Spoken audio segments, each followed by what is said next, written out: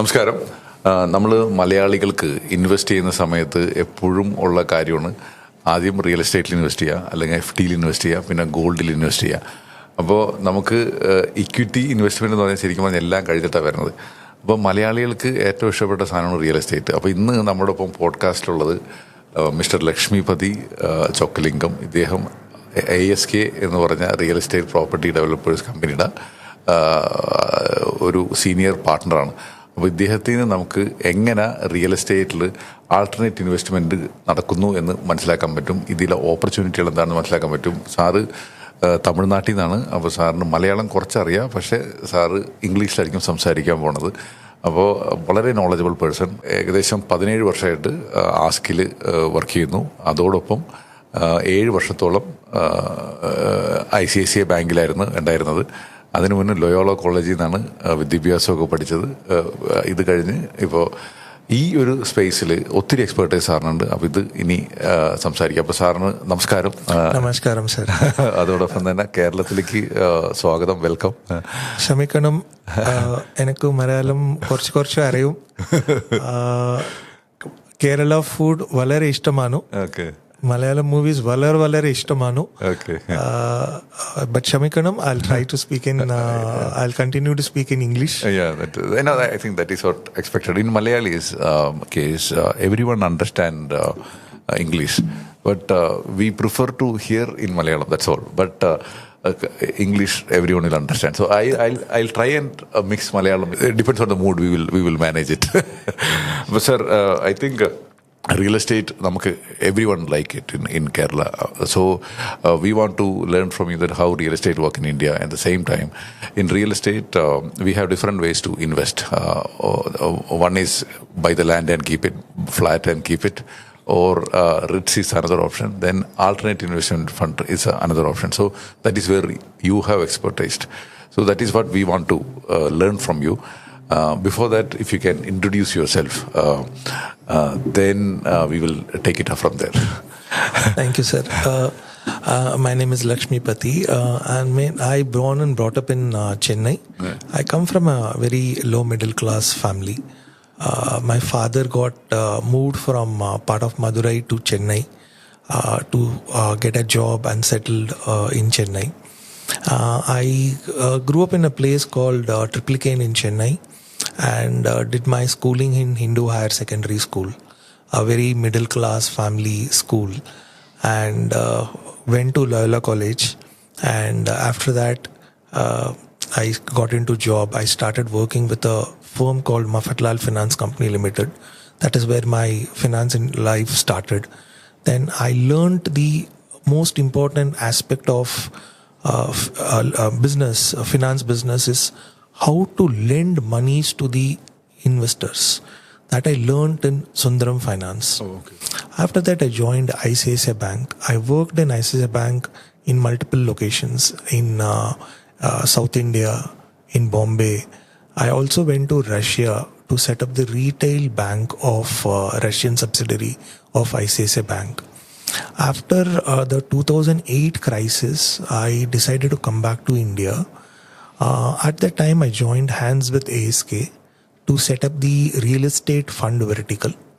And since 2009, I'm continuing to work with ASK. 17 years completed now. I was also instrumental in setting up the Singapore operations for us. So last 25 years, I'm in real estate industry. Last 17 years focused on lending money to the developers in private equity fund in the form of alternate investment funds. Okay. That's great. I think alternate is something a lot of people get into. So before moving into real estate in particular, what is wealth creation for you, and where all you invest? Sir, I give you my own example. I come from a very middle class family. My first aspiration was that I wanted to buy a home. I will give you the reason why I wanted to buy the home. It is slightly emotional one. I don't want to make it too emotional, but the But the fact why I wanted to buy home was that my father was a very clean person, no bad habits. Suddenly got diagnosed for cancer, terminal stage. Doctor said only few months to live, and we were living in a rental property. One day the landlord came to us, and my father was still alive, is in the hospital. The landlord came and told me that don't bring the body to my house. So just imagine to a son hearing alive man, though the doctor has given a death time, referred as body. It was haunting me. That day I decided that I will buy an property for my family. I will name it in my parents' name, and at any cost. And so my first wealth creation was my first apartment, what I bought in 2004. My father died in 2001. After that, when I started building my family, young family, my son was born. I don't understand anything. I'm a very simple person, getting salaries. I thought I was advised by various advisors, and I started doing mutual funds in the SIP route. I still do. Okay. My biggest wealth creation today is SIP in mutual funds. Once I become settled, I understood how the mutual funds work. I started investing in the PMS, equity PMS, where you can put larger money with select stocks managed by various things. I invest in my own company, that is ASK. Okay. ASK manages one of the largest equity PMS, and I am an investor in that PMS. So that is the third piece where I make as my wealth. Fourth is real estate. Up to 2015, I was doing a lot of direct real estates. Okay. I stopped doing direct real estate in 2015. Okay. Real estate in this country, direct means you are buying land. Buying land or apartment, owning it in my name, and after some time selling it. Okay. I used to have substantial portion of my investments in real estate because emotionally that was comforting. Oh, I have a land, I have two apartments. You can see that. You can go and I can see it, I can feel it. But then it was not giving commercial sense. I buy a property for 1 crore, put it on rent, it was giving me 2% returns. Plus I will be paying maintenance cost, etc. So the effective returns were not great. So I completely exited all my direct real estate investments, and started doing asset allocation. That is, if I have 100 rupees, how much I want to keep it in equities, how much I want to keep it in debt component, how much I want to keep it in alternate investment structure, how much in gold. And other wealth creation which employees like me have is our stock options of our company, which we keep it. So broadly, my asset allocation are listed equities in the form of mutual funds or equity PMS. Real estate is become today for me in the form of alternate investment funds. Gold in the form of a demat form, either as a mutual ETF. Fund or as a ETF or a sovereign bonds. And my company stock options. These are my wealth creations. Okay, brilliant. And definitely asset allocation is more important than which asset which you are holding. And if you compare in terms of return, in terms of taxation and everything, in your case, you are very hands-on with your asset allocation. So liquidity will be one of the criteria you must have seen. But when you compare with real estate and equity and debt, it could be FD or debt papers, right? So how do you really compare taxation plus return and liquidity? Taxation wise, listed equities are very efficient. Okay. But taxation alone should not decide the investment. Everybody should have an expectations that if I have 100 rupees to invest, what is the return I'm comfortable with? For me, anything around 12% compounded returns, CAGR or IRR, whatever you call, I'm happy with this. 12% is a very, very healthy compounding returns. To achieve 12% return, I will choose listed equities in the form of mutual funds or PMS. And I will not, I've reduced keeping at one point of time, sir, when I was an ICICI bank, 100% of my monies used to be in fixed deposits. 100% of my money. It used to give at the time 8 to 9% returns. If you deduct 30%, 35% tax, it used to be 6 to 6.5% post-tax returns. I was extremely happy. When I joined ASK, I was introduced to various aspects like asset allocation, tax efficiency, etc. Then I realized that fixed income product, because people like me working in private sector do not have pensions. But after retirement, I need my monthly income. A pseudo salary has to come. Mindset is put it in FD, every month interest will come. But now, alternate to the fixed income product, which were in the form of fixed deposit, is an excellent product of alternate investment funds, particularly debt asset investment fund. Advantages of the debt investment fund is it gives you annual returns between 12 to 14%. Okay. Debt, there are multiple debt asset AIFs in the country. You have to choose the right fund manager. You have to choose the track record, their investment strategy, etc. A good advisor will guide you towards the right fund manager. And if I move the money, for example, I need 1 lakh, which means I need about 12 lakhs per year.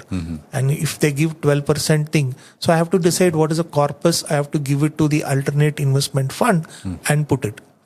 Even in equities, if you see one part, balanced advantage fund is as emerged as a good option because it is a combination of listed equity, debt is there. And now the multi-asset as allocation fund is come where equity, debt and commodities like gold, silver are there. So people should decide that people should appreciate and accept that returns between 12 to 14% on annual is an excellent return. Correct. Okay. Anything more than that is a risky proposition. I'm not saying that it will not come. People should understand the risks involved in an asset when the returns targeted are more than 14% or 15%. The risk associated with that investment is very high. Depending on the age of the person, depending on their availability of the corpus, they can decide the risk. I am 51 today. I do not want to take very higher risk. So I have stopped every asset exposure where the volatility is very high, where the market fluctuations affect the portfolio strongly. I do not have age anymore. I don't have a strong background of my father's money or mother's money to support the wealth what I have created so far. So for me, the protection of money to have a safe retirement life is important. So hence I've realigned my portfolio. I do most of the monies in mutual funds to take care of my son's education, for my retirement plan in the form of balanced advantage fund, and also in alternate investment fund, plus the stock options of my company. I'm not an expert in to understand which stock to buy, so I don't do it. I don't buy direct stocks. I go to the equity PMS, the professionals, managers who understand that I invest in. Okay, good. I think this is one thing which people always do it, because the lot of expectation is that in market you will get fund will get doubled in in shorter time, or we will see that historically which one has given more return. So I think 3 months back everyone is hoping that the gold is a place where you need to be, and before that 1 year back small cap was a place where people want to be. So it keep on changing, where the last year which one has given more return, right? So we will move on to real estate as an asset. So real estate, we have it's a plain asset. Everyone understand. Buy the land, and land says it's not going to grow up. So additional land is not going to come. So the price is going to only appreciate. That is what we all think. Especially Malayali community, we have a very good hope that real estate is a place where really you can create wealth. So what is real estate for you, and what is the options available in India to invest? Sir, historically, not only in Kerala, across the country, my grandfather or your grandfather, our fathers, the wealth creation has happened only in two assets. One is real estate, second is gold. Even today, the listed equities are under-penetrated. We are growing, we have large way to grow. Even today, if you see the percentage of real estate, if the entire India is investing 100 rupees, 63 rupees is in real estate. Okay. So 63% of average investment is in real estate. So real estate is a real asset class. Okay. So what are the options to do in real estate? My view is that if you want to invest in real estate, do not buy apartments. Okay. Because if you buy apartments as an investor, first you will start paying monies. The day one, you will pay stamp duty registration. Okay. The stamp duty registration range between 7 to 10%. So you're buying a property for 1 crore. Day one, the returns are down by 10% because of the stamp duty, GST registration. Okay. Plus you will start paying maintenance fees, etc. Finding a tenant, the rental returns are only 2%. So you're saying mainly as an investment, do not buy. As an investment, do not buy. To stay, it's okay. If you want to buy for your own use, don't look at the property price in the market. Okay. Please buy immediately. Okay. Because buying for own use, I bought a property in Chennai first time. I said my first property was in 2004. I bought it for 25 lakhs. Today the property can be maybe 2.5 crores or whatever that, maybe 3 crores. But I will never sell that property. That whatever that value it is, 2 crore or 3 crore, it is only a notional value for my satisfaction that it has grown by 10 times or whatever times. But that property is not a property value which I will use it for my wealth creation. That's your home. That is my home. That is my permanent home which I will stay. Yeah. Okay. So if the investor wants to buy for own use, please buy. Don't look at the property price. Historically in India, property prices have corrected for shorter period of time, but it has never dropped for 20%, 25% like US market or European market and crashed. India, some months because of some factors, price will correct, will reduce for few months or few quarters, but price will go up. So hence, if somebody wants to buy, please buy. It can be in the form of land plus construction, or in the form of apartment. It doesn't matter. Depends on the family's requirements. Please buy if it is a direct use. And investment, flat is not the option. Investment, buying apartment is not an option. If you are investing in land, it is considered very good because there is a saying in Tamil, Nelathula potta kaasu kettu pogadu. Okay, that's right. I understand. Okay. So that means that if you put the money in the land, it will never go waste. But the problem in land today, sir, the environment in this country is getting very tougher. You buy land in your location, the management of the land in avoiding the encroachment, etc., are becoming very tough. We have seen in last 17 years, multiple investors coming to us and telling us, I have a 10-acre land. Can you do something? But when we go there and we measure the land, it is not 10 acre. It is 9 acre. 1 acre is encroached by somebody else.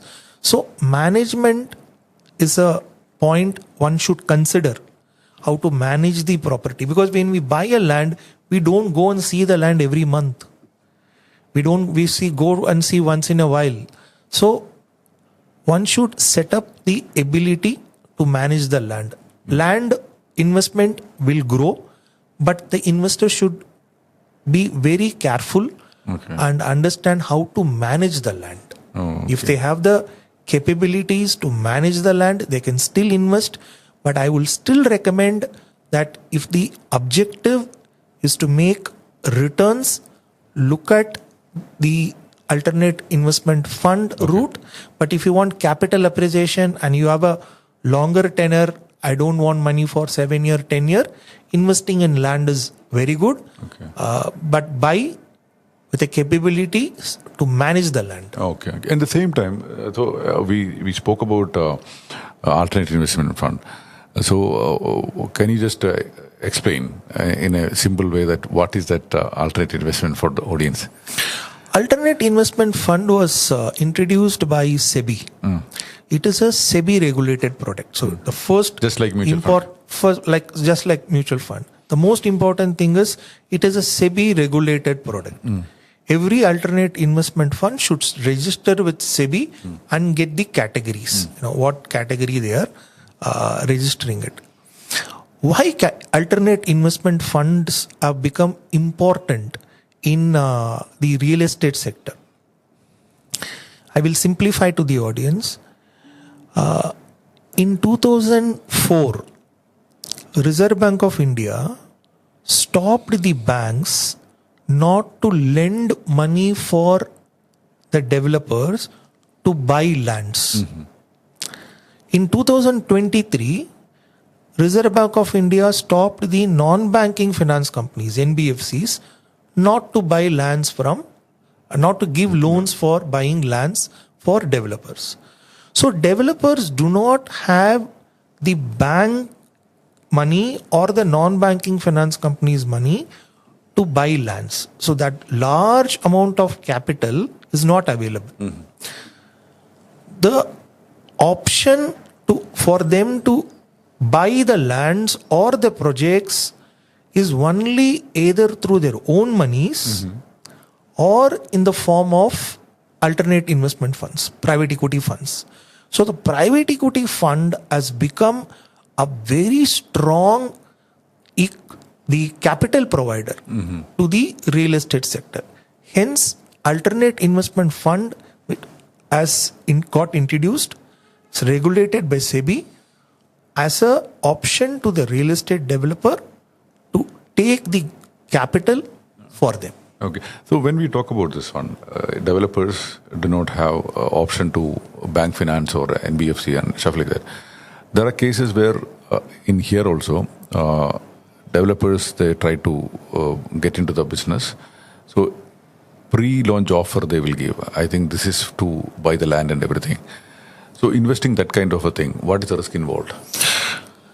There are multiple years this crisis have unfolded into a huge losses to the investors.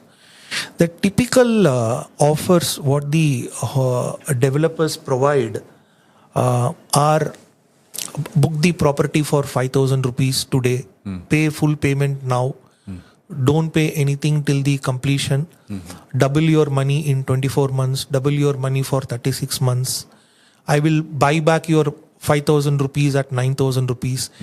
These schemes are unregulated and uncontrolled. It is absolutely not safe. Okay.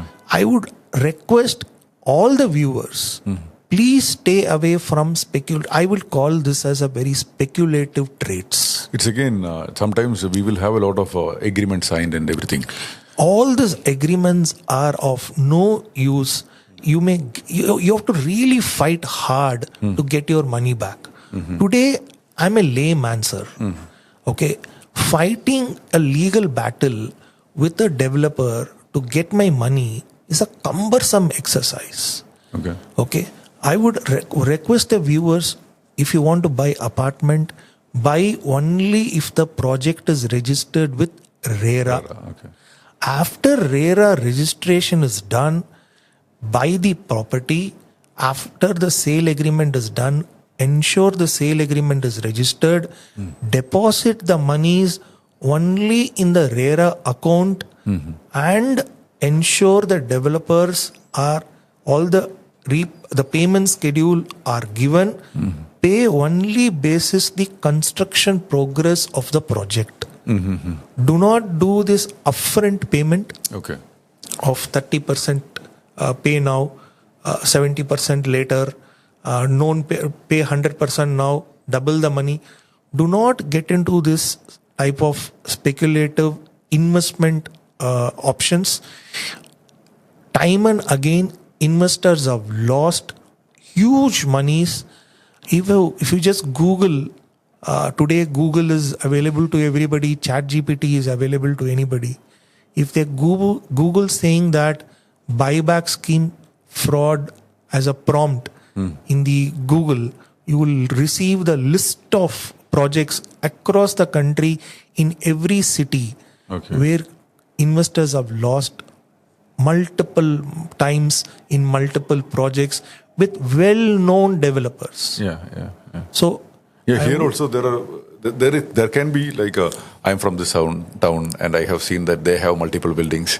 So this builder is trustworthy. So that is the way we approach them, or they approach us, then we will invest. Actually, this trustworthy is a very interesting word, sir. Integrity is tested not when you have 100 rupees in your pocket. When you have 100 rupees in your pocket and you have to repay 10 rupees, you will repay. Integrity is tested when you don't have that 100 rupees in the pocket and you have to return the 10 rupees. Okay. Historically, the developers, barring few one, they have not shown right intent to repay the investors and honor their commitments to the investors. Historically, the biggest sufferers in this process is home buyers. Today you take all the projects, large projects in NCR, Noida, Gurgaon, etc., which are currently in NCLT. Primarily, these are all such projects.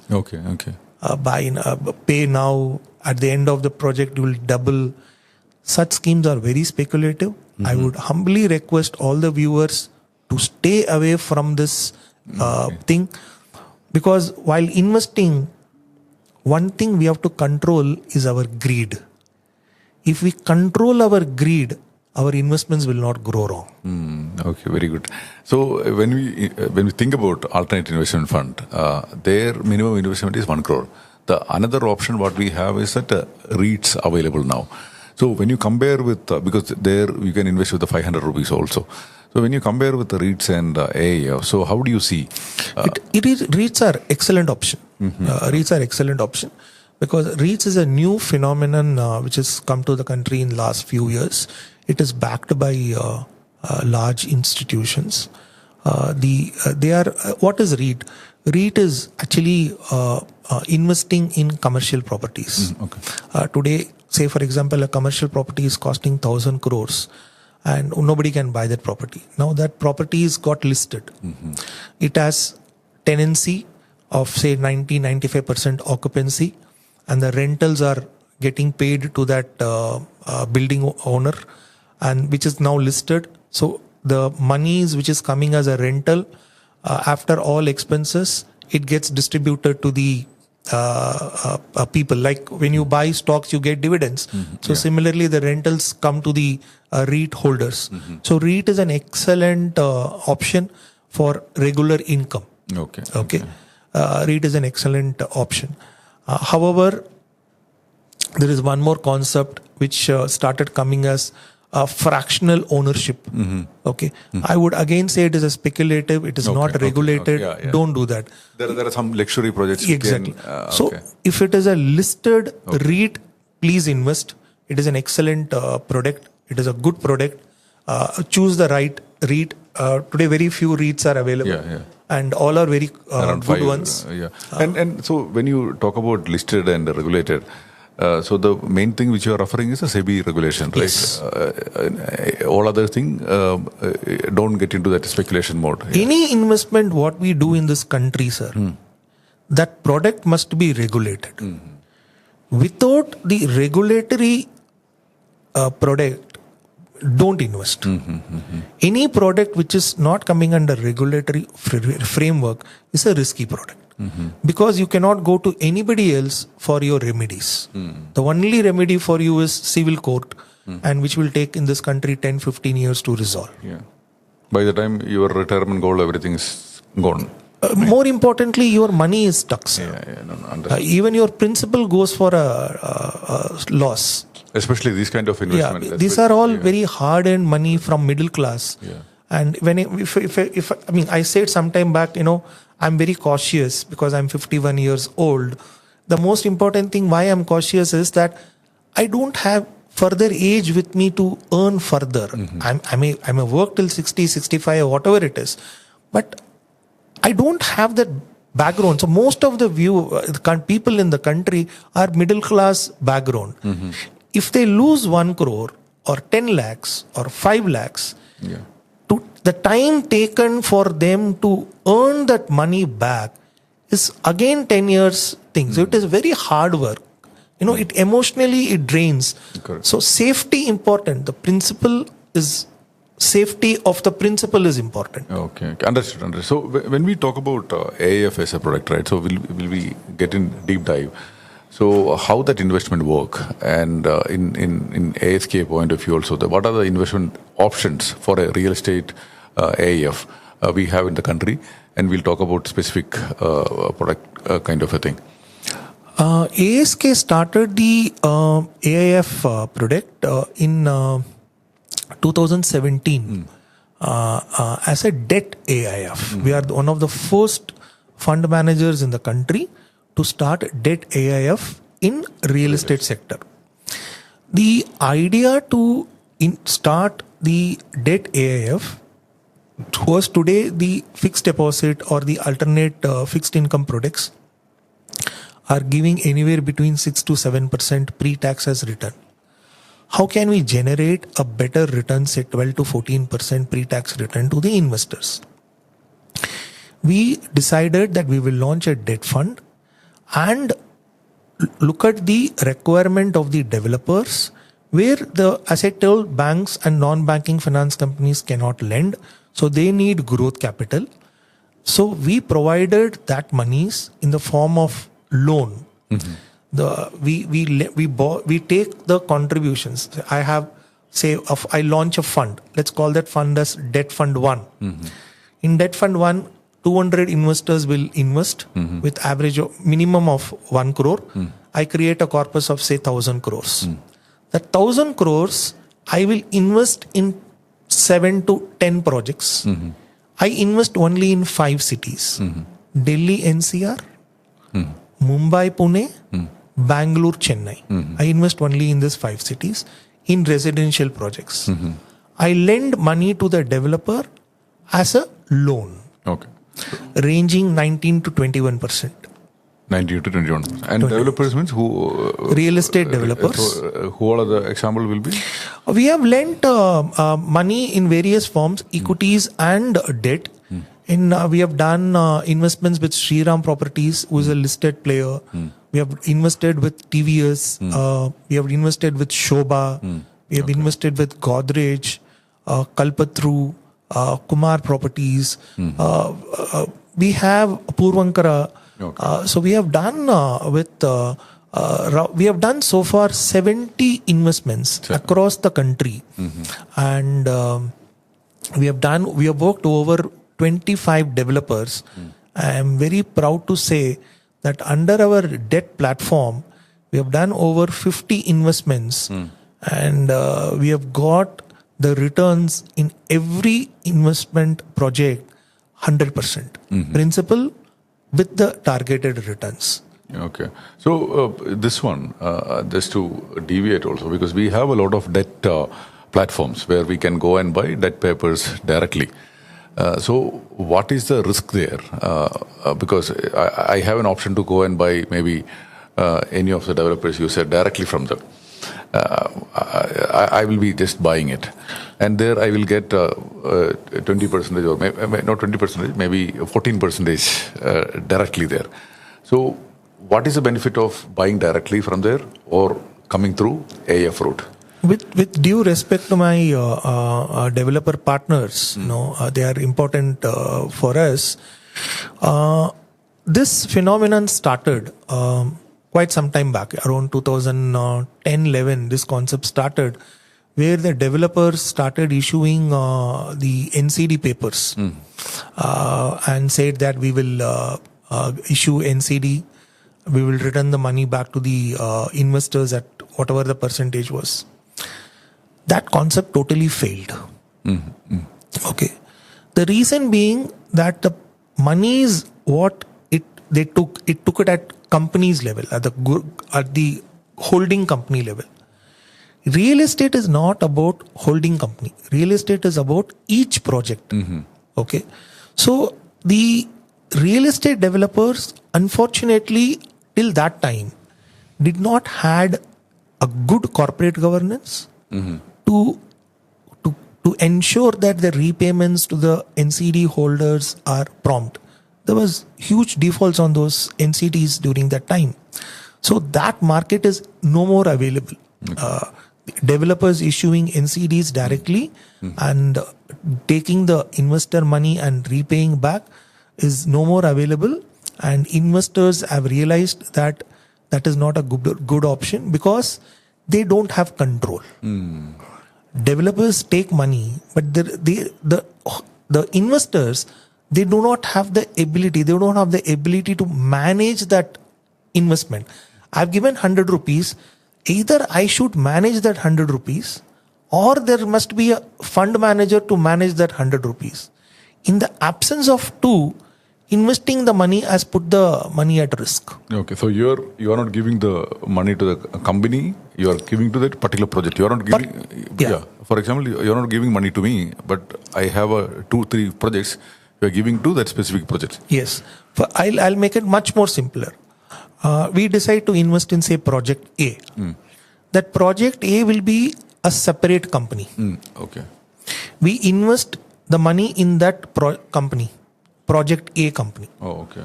That project A company's shares are 100% pledged to the fund. Oh, okay.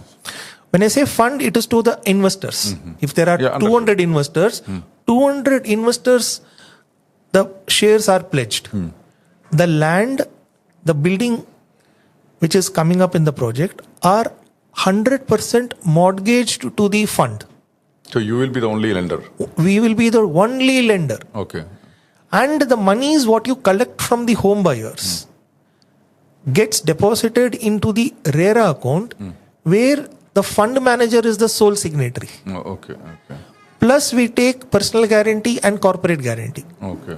So this security framework and the fund management framework is very important when we do the alternate investment fund. Okay. We have ensured in every investment This is a standard, non-negotiable, non-compromising risk management framework. Okay, so once they agree this only, you will fund the. Absolutely. Before giving money, we have multiple due diligence. First, we do.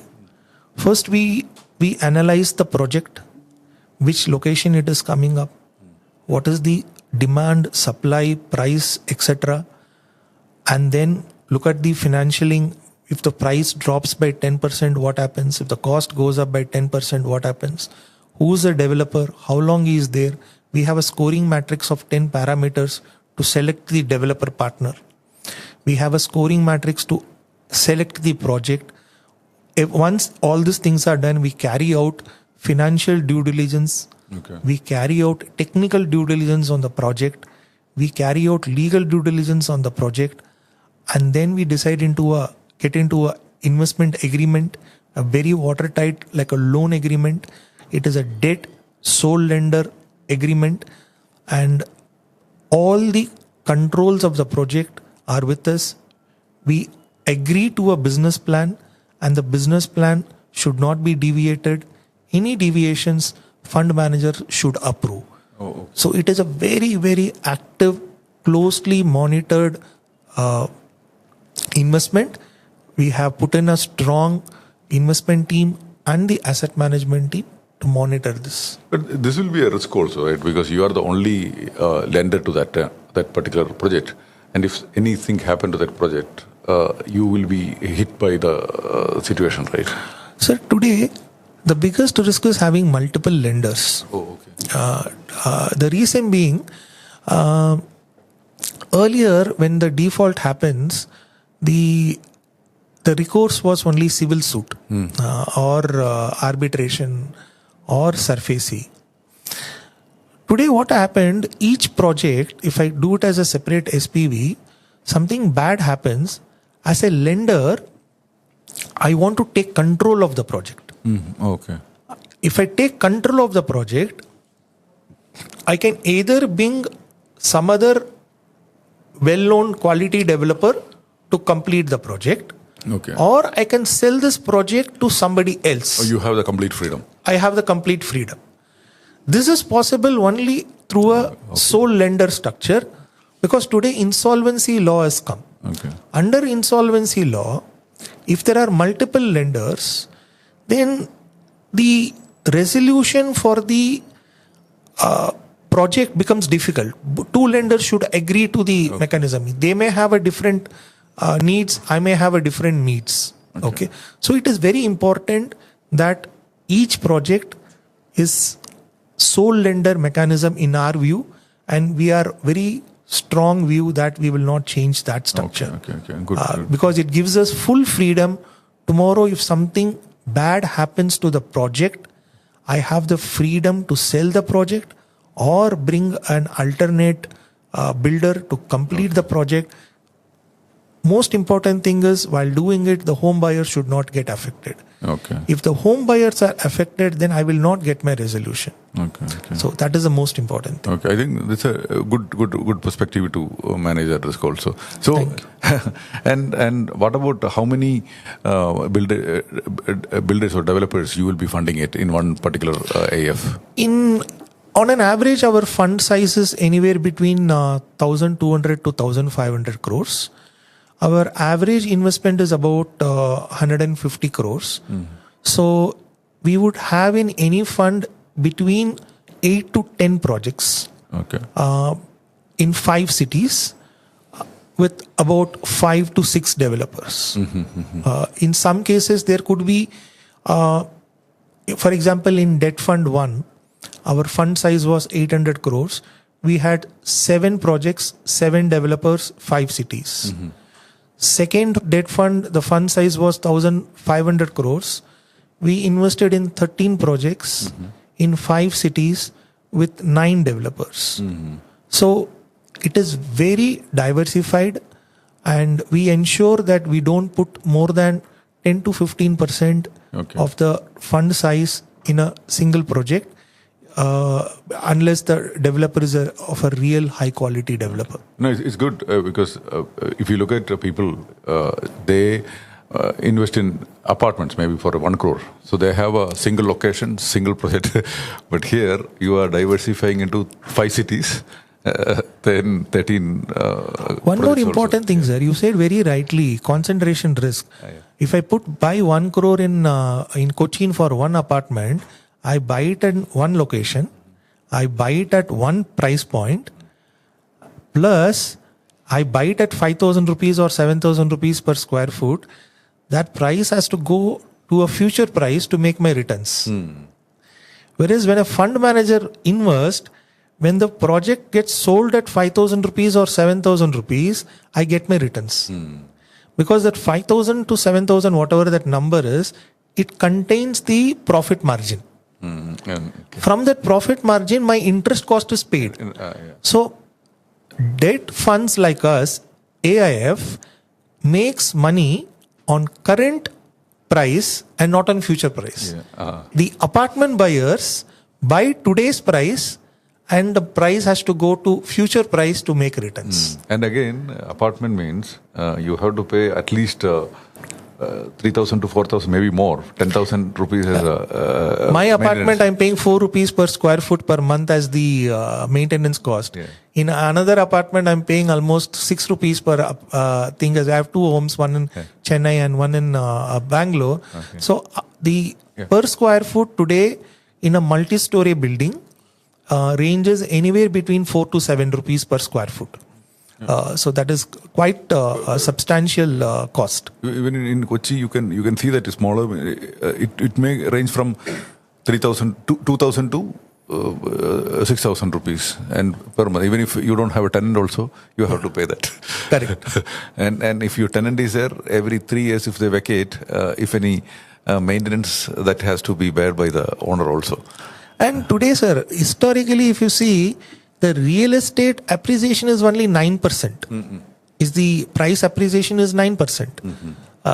So 9% plus 2% of your rental returns gross is effectively 11 to 12% return. So as I said in the beginning, if you want to buy for your own use, don't see the price and buy.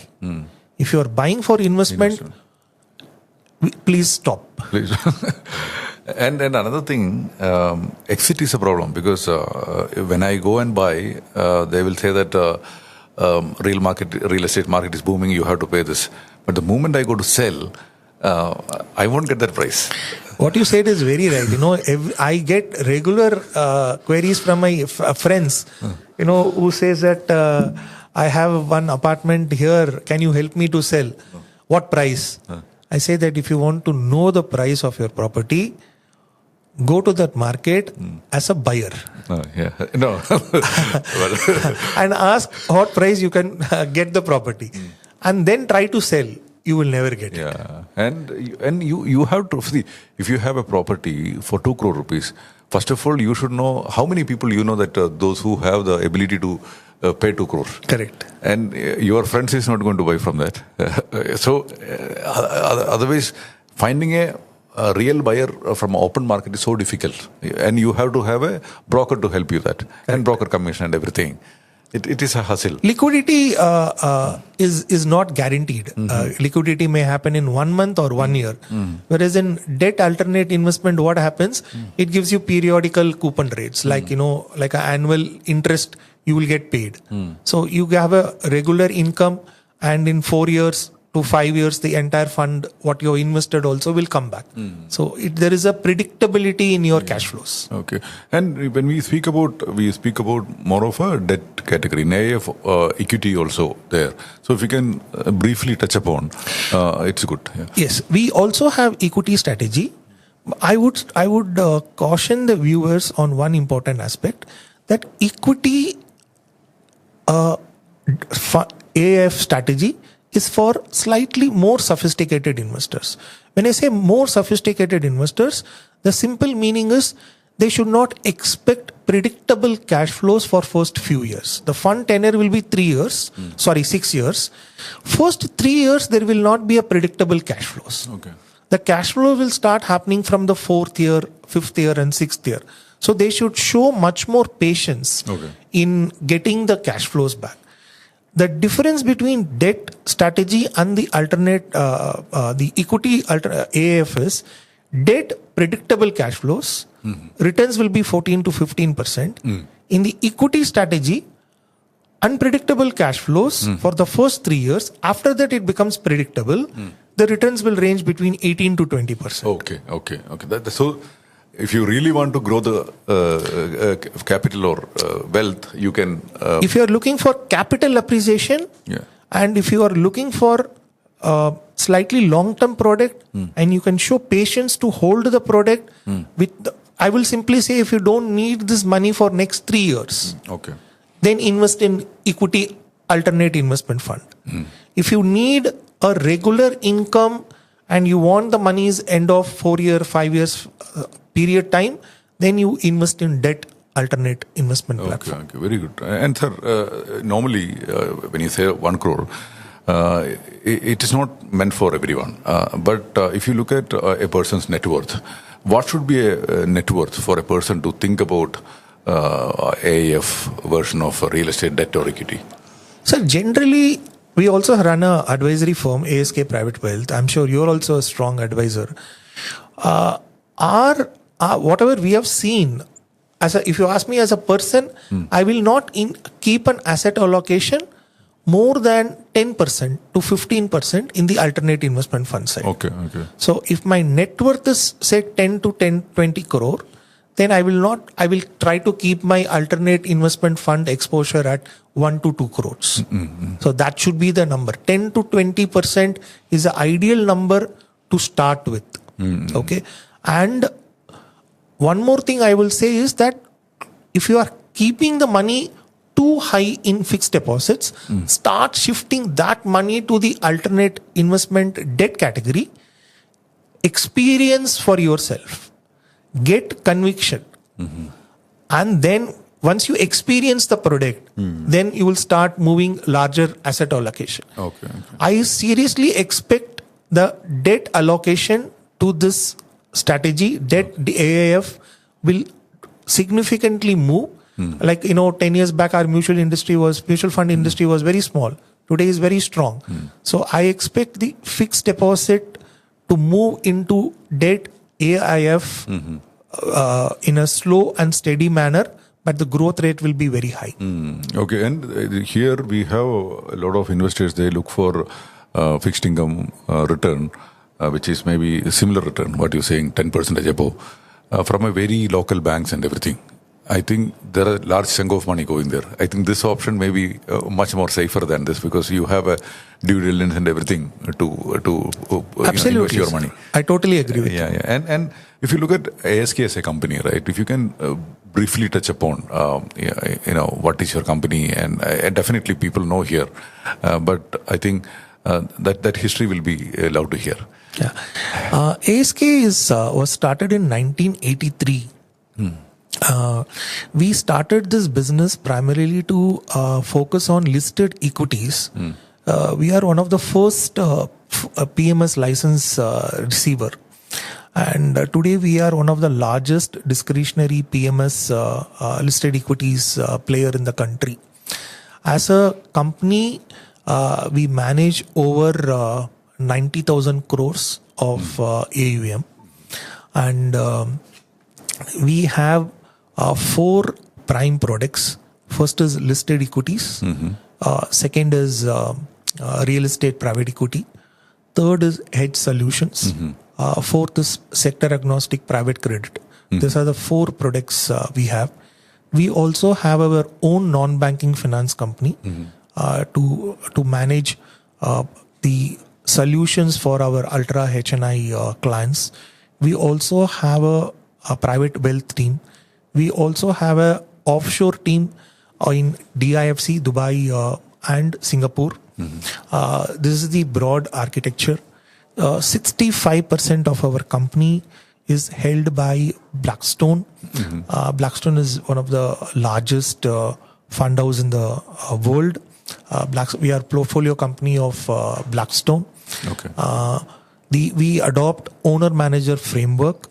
Each one of the vertical, what I explained to you, be it real estate or private equity or hedge solutions or listed equity space or the NBFC, each one of them is being run by professionals. Okay. Our promoter, Mr. Samir Koticha, is the chairman of the company. He oversees the functions, but the day-to-day business of each business verticals are run by professionals. Okay, great. It's good to know. I born in 1982, and your company started 83, as old as my age. Okay, good. And it's great to talk to you, and I gained a lot of knowledge in terms of real estate in a direct way. This is one thing is that missing out is that your Malayalam, but the knowledge which you have shared is absolutely, I'm very much grateful. Huge gratitude from my side to you. And at the same time, my hope is that I'm trusting that my audience will gain a lot of wisdom from this talk. And we have a audience, across the globe. In Malayalis, you can find, in Moon also you will find one Malayali. So people definitely seriously watch this and take a lot of learning, sir. So do you have any final thought for our audience? First of all, I apologize again not speaking Malayalam, but I can guarantee you that I eat lots of Kerala food. I come to Kerala for my holidays every year at least 2-3 times, and I watch. What's your favorite movie, sir? The last one what I watched was Kalam Kaval.